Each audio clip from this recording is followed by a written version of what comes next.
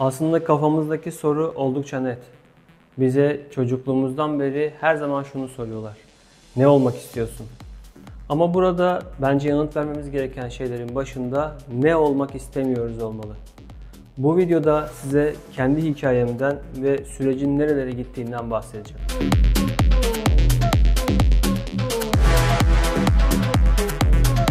Lisede Bursa'da bir Anadolu Teknik Lisesi'nde okudum ve lise stajımı yapmak için stajyerleri araştırmaya başladım. Bununla birlikte okuduğum bölümle ilişkili yapabileceğim en iyi staj alanlarını bulabilmek için kendi referanslarımı kullandım ve Bursa'nın, hatta Türkiye'nin en büyük otomotiv fabrikalarından bir tanesinde bir staj imkanım oldu. Bu aslında o zaman birçok öğrencinin staj için çok fazlasıyla önemsediği, hatta kapısında kuyruk olduğu yerlerden bir tanesi diyebilirim. Şu an için ne durumdadır onunla ilgili pek bir bilgim yok ama bizim zamanımızda orada staj yapmak oldukça önemliydi.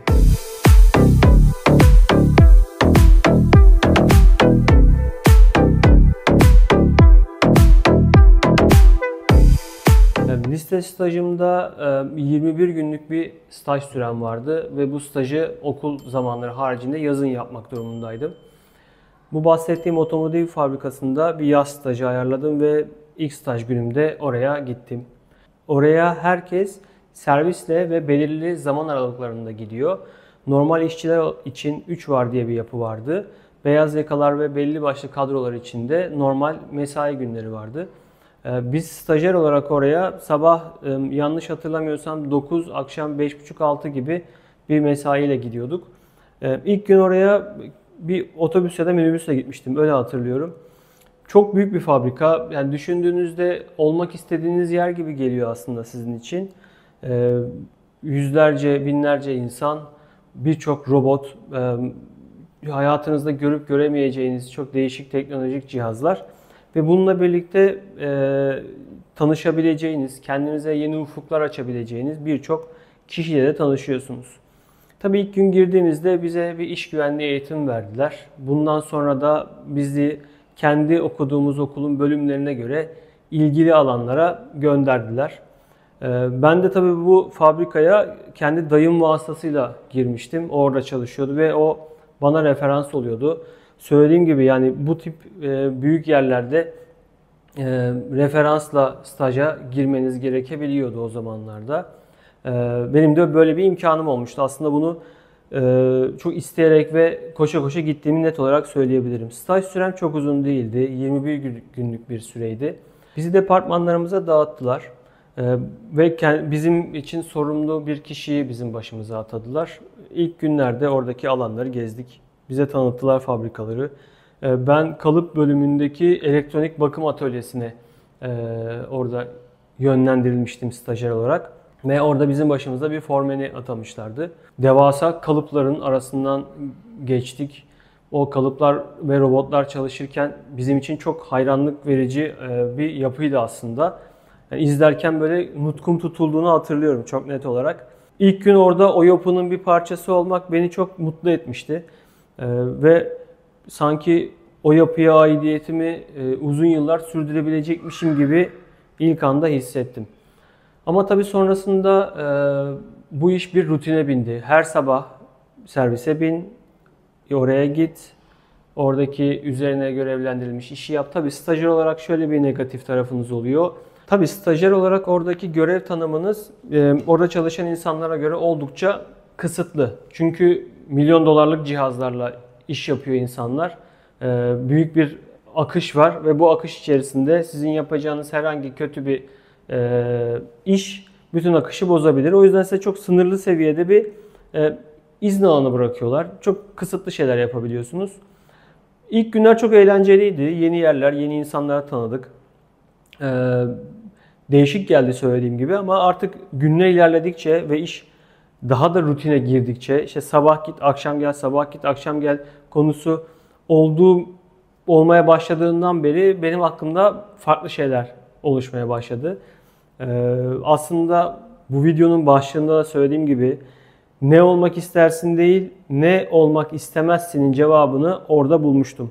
Tabii oradaki çalışan herkese, orada işini yapan herkese, o işi severek yapan herkese saygım sonsuz. Bu bir tercih meselesi. Burada anlatmak istediğim şey aslında şu. Senin tercihlerin ne? Sen neyi tercih edeceksin? Bizim lisede yaptığımız stajyerlik bunun için aslında çok büyük bir fayda sağladı. Onu net olarak söyleyebilirim. Bence bir şey yapmaktansa neyi yapmamaya karar vermeyin de büyük bir etkisi oluyor iş hayatında. Ben o gün bir fabrikada çalışan işçi, formen, beyaz yaka ya da farklı kategoride bir kişi olamayacağımın farkına vardım. Çünkü benim için hayatın bazı rutinleri beni oldukça darboğaza ve sıkıntıya soktuğunu fark ettim. O fabrikanın içindeki kokunun bile bir süre sonra böyle benim için negatif çağrışımlar yarattığını, o makine kokusunun, yağ kokusunun, işte o ortamdaki kokunun bile çok hoşuma gitmediğinin farkına vardım. O gün üzerini çizdim. Dedim ki benim yapmam gereken şeyler arasında kesinlikle bir otomotiv fabrikasında çalışmak yok. Tabii 21 günlük stajım vardı. Orada yapacağım şeyi asla aksatmadım. Bana verilen tüm görevleri başarılı bir şekilde yapma gayretinde bulundum. Hem kendi eğitimimdeki alacağı puan için hem de sonuçta beni oraya referans olan bir dayım vardı, akrabam vardı. Mahcup etmemek için üzerimdeki görevi kusursuz bir şekilde 21 gün sonunda tamamlamış oldum. Bana orası çok farklı şeyler kattı. Büyük organizasyonlar içerisinde nasıl çalışılabileceğini, kalabalık ortamlarda nasıl davranması gerektiğini, ast-üst ilişkisini iş hayatında bunları öğretti. Daha önce böyle bir bant akışının olduğu bir parçanın, bir levhanın girip bir kapı olarak çıktığı farklı bir yer görmemiştim. Bunları gördüm ve bunları sürekli kendi aslında iş hayatımda oradan aldığım, oradan çektiğim fotoğrafları kullandım. Anlatmak istediğim şey net olarak şu. Karar vermeniz gereken şey ne olmak istediğiniz kesinlikle evet doğru. Ne olmak istediğine karar vereceksin ama bu kararlar arasında bence yarı yarıya da ne olmak istemediğine karar vermen lazım ki olacağın şeylerin, olmak istediğin şeylerin tercihlerini yaparken en azından yanlış yollara sapma. Bunu nasıl bulabilirsin? Bununla ilgili farklı yerlerde kendine bir staj imkanı ayarlarsın. Çeşitli bağlantılarını kullanıp onların yanlarında gerekiyorsa çantalarını taşıyarak, gerekiyorsa onların çaylarını götürerek bunlardan tecrübe etmeye bakmalısın. Çünkü başka türlü bunu tecrübe etme şansın ne yazık ki yok. Şunu anlamak lazım. Şimdi genç arkadaşlarımızda her zaman benim gördüğüm şöyle bir sorun var. Bir yere stajyer bile olarak girseler ya da orada o işi öğrenmek için bile girseler birinci önceliklerinde oradan alacakları para oluyor. Şimdi net olarak söyleyeyim, bu acı bir gerçek. Sizin para kazandırmadığınız bir yerde ya da bir iş görmediğiniz bir yerde oranın sahipleri, oranın patronları, müdürleri size oradan bir para vermeyi istemeyecekler. Aslında sizin onlardan alacağınız şeylerle kıyaslarsanız o gün alacağınız birkaç lira sizin belki çok küçük ihtiyaçlarınızı karşılayacak. Ama eğer o para yüzünden o işe sahip olamayacaksanız, o tecrübe edinemeyecekseniz emin olun ilerleyen yaşlarınızda bu edinemediğiniz tecrübeleri kaybettiğiniz paralar olarak göreceksiniz. Ben neredeyse 30 yaşına kadar yani 26-27 yaşına kadar sürekli bu tip bir şeyler öğrenebileceğim, onlardan yeni fikirler edinebileceğim ve kendi vizyonuma bir şeyler katabileceğim işlerde, insanların yanında hep bulunmaya çalıştım. Ve bu bana bugün içinde bulunduğum iş ortamını, bugün içinde bulunduğum sosyal ortamı ve bugün elde ettiğim geliri sağladığına eminim. Karar vermen gereken şeyi net olarak sen de farkına var.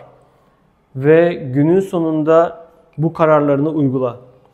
Bu videoların sonunda beni bu videolarda takip eden arkadaşlarımla çok başka bir yere varmak istiyorum aslında. Onlara yeni bir iş imkanı, yeni iş imkanları, yeni iş fırsatları yaratmak gibi hayalim var. Senin de eğer farklı fikirlerin, farklı katkıların ya da konuşmamızı istediğin farklı şeyler varsa lütfen bunları yorumlara ilet ve bunları birlikte konuşalım ve tartışalım. Videonun sonunda şöyle bir çıkarım yapalım ve videoyu artık kapatalım. Ne olmak istediğini bulmak aslında bu işin en harika kısmı. Ama ne olmak istemediğini anlamak da aslında en önemli alanlardan bir tanesi. Ve bu senin hayatında sana çok daha fazla yol gösterecek şeylerden biri. Çünkü bu senin hayatında değerli olan şeyleri anlaman için en kolay yöntem. Ne olmak istediğin ve ne olmak istemediğin. Bunları harmanla ve kendine yeni bir yol çiz. Benim bu 21 günlük serüvenim benim aslında güneye mi kuzeye mi gideceğime net karar verdiğim bir zaman aralığıydı. Sen de kendine yönlerini değiştirebileceğin net kavramlar seç. Bu net kavramlar üzerinde tecrübeler edin ve bu kavramlar senin için doğru mu, yanlış mı buna karar ver. Emin ol 30'lu yaşlara yaklaştığında bu 20'li yaşlarında yaptığın tecrübelerin hepsi sana para olarak dönecek ve çok daha iyi, daha rahat bir hayat sürmen için sana pozitif etki olacak. Bu videoda anlattıklarım senin için faydalı olduysa ve buna da katkı sunmak istiyorsan beni takip edersen oldukça mutlu olurum. Videoyu da beğenirsen bu konuyla ilgili diğer insanların da karşısına çıkmamı sağlarsın. Bir sonraki videoda yine buna benzer bir konuda görüşmek üzere. Umarım kendi hayallerini gerçekleştirebileceğin ve yarınlardan daha az kaygıyla yürüyebileceğin zamanlar senin olur. Bir sonraki videoda görüşmek üzere. Hoşça kalın.